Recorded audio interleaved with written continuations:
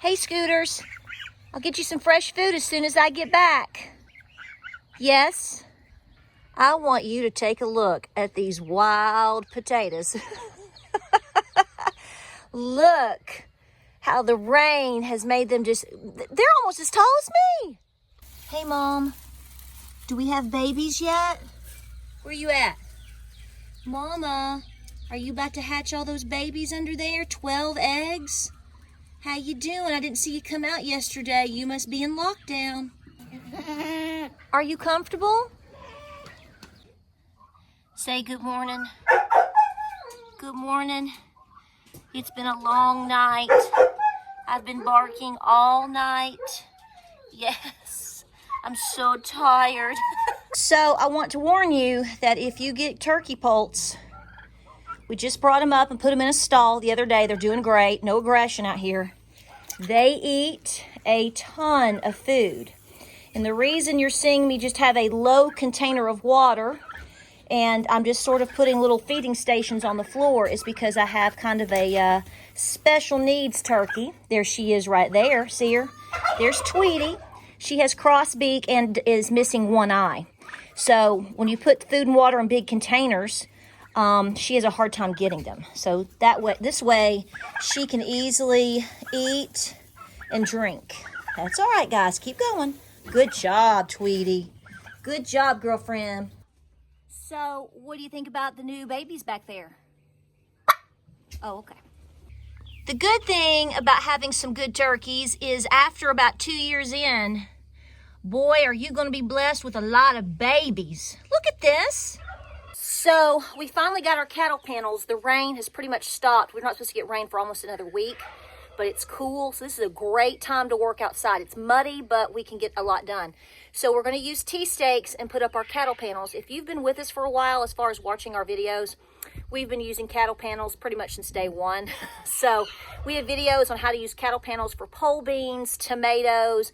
It really is the ultimate thing to have on your farm and homestead, even if you live in a neighborhood. Whatever homestead you live on, honey, having a cattle panel or two, even if you're not necessarily using it this year, are great options for growing many things, fencing options, etc., etc.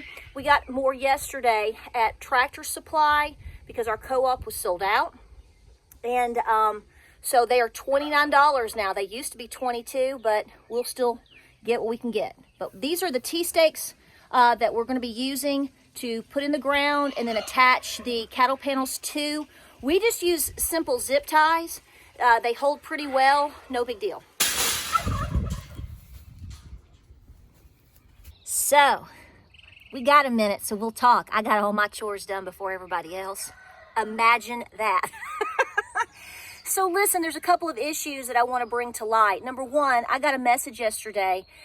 We have not seen this here. I'm not sure what it is. A gal in Oregon was very nice and sent me a message on Instagram, and I happened to check it. I do try to check my messages, y'all. There's a lot of them, but I appreciate you sending me information so we can pass on. Yes, I'm sitting up in the tractor with my coffee. I'm relaxing for a second, but listen, she sent me this picture of this slip that I think it's at a Fred Meyer. We don't have Fred Meyer here. We have Kroger. I think aren't they in the same chain? Long story short, she showed me this slip that they started filling out when they get gas. I'll link it. I don't think she will mind. I won't show her name or anything, but she showed where she had to fill out this slip when she got gas. She did pay with debit card. We'll talk about that in a second. She did pay with debit card, but that she was having to be aware of how much gas she was buying. What in the world? What? So I don't know if she's questioning. She called corporate, it says, and that they didn't understand it. So is this happening in your area? Are you having to like fill out a slip and keep it for you so you're aware? I know how much, honey, I know how much money I'm spending, so I know exactly how much gas I'm buying. Aren't you? I was like, what? But is it going to be for future rationing? Is it because people are stealing gas from, literally just pulling in and pulling out? Because interestingly enough, yesterday also I got another message from a gal in the North Pole. And she was talking about how people are stealing gas like crazy. again, I'm sure that's happening in a lot of places. What are you seeing in your area? What is going on with gas prices? What is going on with, I mean, are you having, I don't know of any rationing yet for gas. I know we all are speculating that that's coming, especially with possibly diesel, et cetera, but I've never heard of filling out a slip. Maybe it's to avoid stealing. Maybe it's to get an idea of how to future ration. I don't know. So comment below and tell me what you're seeing. What do you think? I'm sure everybody's going to have different thoughts, experiences, and opinions, but I haven't seen this. Have you? Okay, I'm still waiting on everybody else. So, but no joke. So I got I got a comment today from a lady in California on one of my posts on Facebook, and I think it's called MedCal? What I looked up was it's basically the healthcare program out there in the state of California. You folks in California can correct me or whatever. And it's basically like we had 10 care here, where basically it's assistance for insurance and medical needs for people that were low income, had maybe they're disabled, new babies, all of these different programs. And she talked about how she had to get a very specific type of formula for her son. The son, she didn't tell me the age of the son, and I'm not going to be too nosy and ask her, but apparently they've been using it, so I get the impression that he's disabled, okay? So a lot of people ask questions about baby formula, and they don't know, and they just don't know that the whole formula issue doesn't just affect babies. It also affects a lot of disabled children, for different medical reasons. Formula, she said that this specific type of formula that her son has to eat every day is 90% of his caloric intake. So, and she's been cut off. They've been on this for years. They got cut off. But here's the point that I want to make to you. She said that apparently, and I don't know a lot about it, so I'm just going with the post. She said that basically at the first of every month or once a month, they basically have to apply, I guess, for a certain amount. And she said 3 years ago, they made sure that they never missed a beat. In other words, when it got time to try to stay ahead and make sure they were getting the formula that their son needed, they got it. Well, over time, obviously because maybe he's gotten a little bit older, maybe he's able to eat other things now, there's been a buildup. So she's got a buildup. And so what she said was, thank God we thought ahead and really took care of business and were, basically making sure that when we could get it, we stayed. Basically, she was prepping with her formula, okay? She wasn't getting more than what she could, but they stayed on top of it. Are you with me here? So now here we are in this major crisis for babies and special needs children. And because Mama thought ahead. Mom, never underestimate Mama Bear. She said that we have enough to get us through for a time period while we try to sort this out. We're trying to understand why we've been cut off, and we're trying to look at other options. So there's a big lesson in that. Apply that thinking and that aggression. I don't want to say aggressiveness in a negative way, but guys, no one's coming to take care of you. I have a video back from even last October talking about this whole issue. You have to take care of you. You have to think ahead. You have to prepare ahead.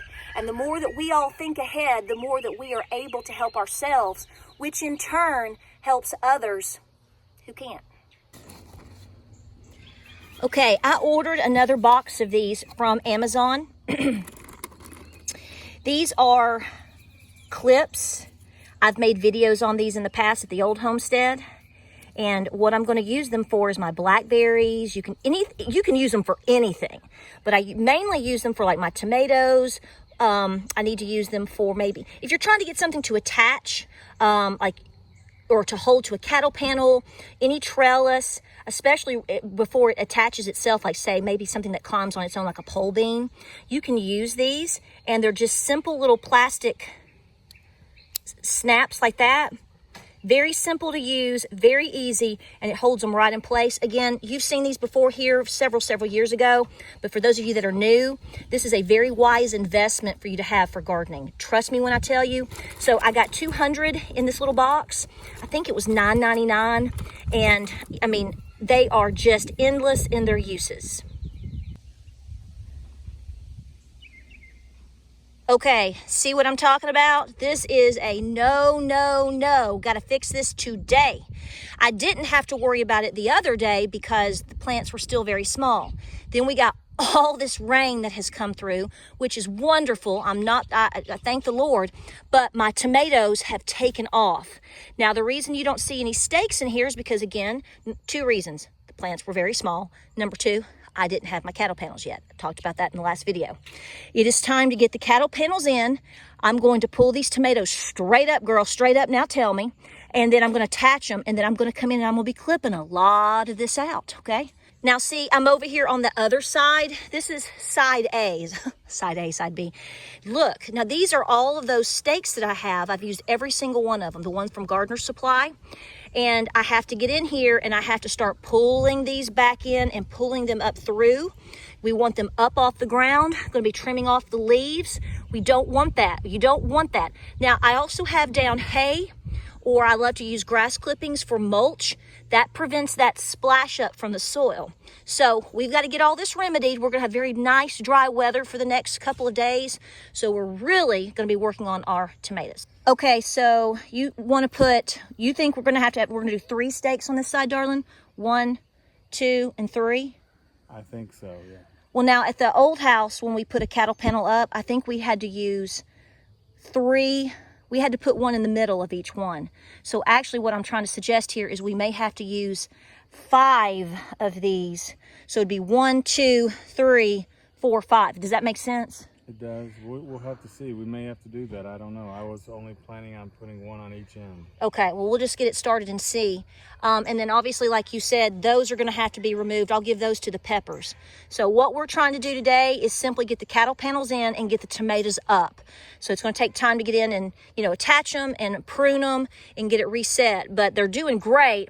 We're just trying to make sure we understand. We're trying to assess our cattle panel situation. Okay, so first and foremost, I know you're going to say this, so I'm going to go ahead and agree with you. Yes, technically, I should have put my cattle panels up probably before I put my tomatoes in. Didn't work that way because we didn't have them. So bear with me, children. And so we're working with what we got. We have cattle panels, but I wanted to get my tunnel going and all my Missouri Wonders and Cosmos in. So that's what we did. So we had to wait to get the cattle panels. I didn't want to keep my tomatoes in their little packs because they would get root bound and die. So we're just working against the grain a little bit here. But ideally what we're doing is we're bringing the cattle panel in.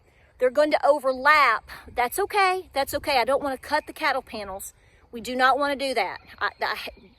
That's a nightmare for us. And then what we're going to do is we're going to put in the T-stakes right here, right behind. You'll see. And we're getting the zip ties right now. And because we're overlapping it, hopefully that will spare us at least 1 T-post.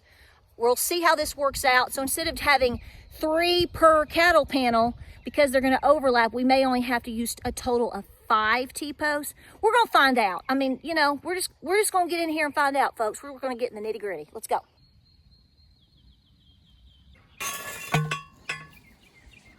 Okay. I got it. No? Okay.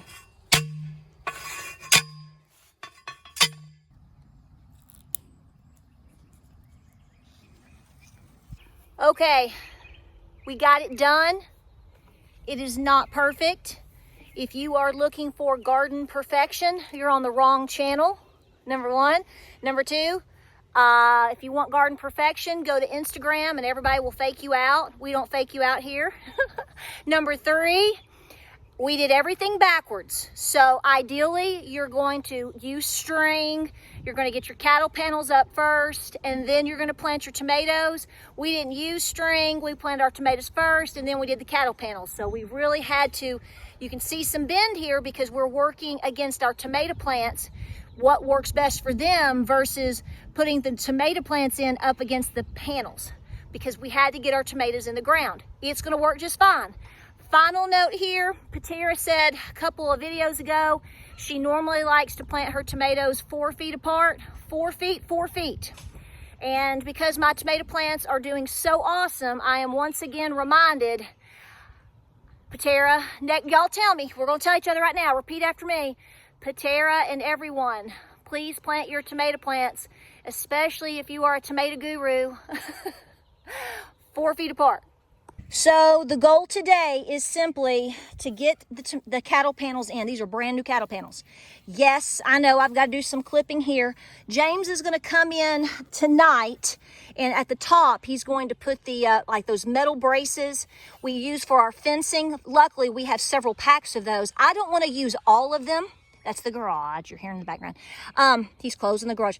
We use a lot of zip ties. I didn't even use a whole pack of zip ties. And I'm using the, I believe the, is it 11-inch zip ties? I prefer to use the longer zip ties here at the house because they would just have more of a multi-purpose situation as opposed to the little 6 to 8 inch ones. So I generally just buy those. I didn't even use a whole bag, and we got all the cattle panels up, which is good. But we are going to put those metal clamps that you use for fencing, at least a couple along the top, just to make sure we're holding the weight. Because believe it or not, tomato plants, if they grow well and do well, which I think mine so far are doing excellent, they carry a lot of weight. Now, some folks will tell you to bring your cattle panels a little bit higher up. In theory, if we had gone for that, we could have, but I'm not going to right now. The goal is just to get these up. Of course, I will be going through every day, every other day, at least for a bit, and it's time to start pruning the tomatoes. I prune and clip my tomatoes. I have videos on that, and to make sure that they are up, clear, have plenty of air circulation, because see, now the idea is the big concern would be to fight blight. Okay, I don't have any blight, we don't have a problem, but you have to stay ahead on that. We may go ahead and do a pre-treatment this week. I have a homemade blight spray fight blight video. You are welcome to see that, and I will go ahead and put that on. Let me tell you real quick before I close the video out, anytime you're putting anything on your tomato plants, anything at all, whether it be for blight or anything, it is always best for you to spray somewhere about, maybe like 8 p.m. You don't want to put something on your plants, especially if it has oil in it or anything like that, and it sits in the sun and then the sun bakes it. So that's why it's better to spray it, late evening while the sun is still out, but it's not as hot. So that's what we're looking at. So tonight I will go through, I will start pruning a little bit, clipping a little bit, continuing to put those clips on and getting them straightened up. And again, you can see these are 3 feet apart, 3 feet, 3 feet. And again, I'm going to have to work with them, but I always suggest, as you can see here, as these continue to grow and get big, I'm really going to have to work with them. If at all possible, I always recommend 4 feet. You may disagree, that's fine. But by my experience with growing a lot of tomatoes, I find that 4 feet is the best option. Hope you're well. We'll keep you posted on our tomatoes. We're excited to get this behind us. This was a big project we've been waiting to finish. Woo! Keep growing, keep stowing, pack that pantry. Like, subscribe, share. Thank you so much, and we'll see you on the next video.